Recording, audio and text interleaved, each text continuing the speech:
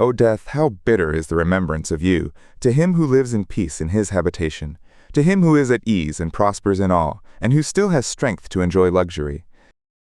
Hail, death, how welcome is your decree to a man of sorrows, and who lacks strength, who stumbles and trips in everything, who is broken and has lost hope.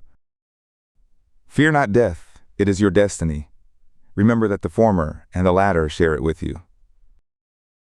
This is the portion of all flesh from God, and how can you reject the law of the Most High?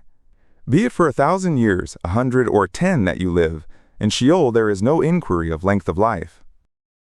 A disgusting offspring is the generation of sinners, and a godless sprout is in the dwellings of the wicked. From the son of the unrighteous dominion will be wrenched away, and with their posterity will be perpetual reproach.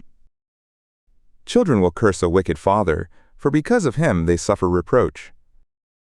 Woe to you, ungodly men, who have forsaken the law of the Most High God. If you be fruitful, it will be for harm, and if you bear children, it will be for sighing, and if you stumble, it will be for everlasting joy, and if you die, it will be for a curse. All that is of nothing returns to nothing, so the godless man, from nothingness to nothingness. Vanity is man concerning his body, but the name of the pious will not be cut off. Be in fear for your name, for that abides longer for you than thousands of precious treasures. Life's goods last for limited days, but the reward of a name for days without number. Hidden wisdom and concealed treasure, what is the use of either? Better the man who hides his folly than the man who hides his wisdom. Hear, O children, instruction concerning shame, and be ashamed according to my judgment. For not every kind of shame is to be retained, and not every kind of shame is to be reproved.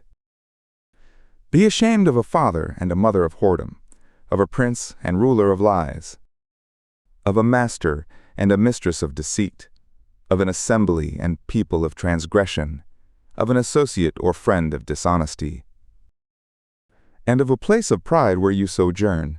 Be ashamed of altering an oath or a covenant, of stretching out your elbow when sitting at meat, of withholding a gift that is asked for, of turning away the face of your friend, of taking away a portion or a gift, of being silent to one who greets, of looking upon a woman who is a whore, of gazing on a woman who has a husband, of being busy with his maid and of violating her bed, of speaking to a friend with reproachful words and of upbraiding after you have given.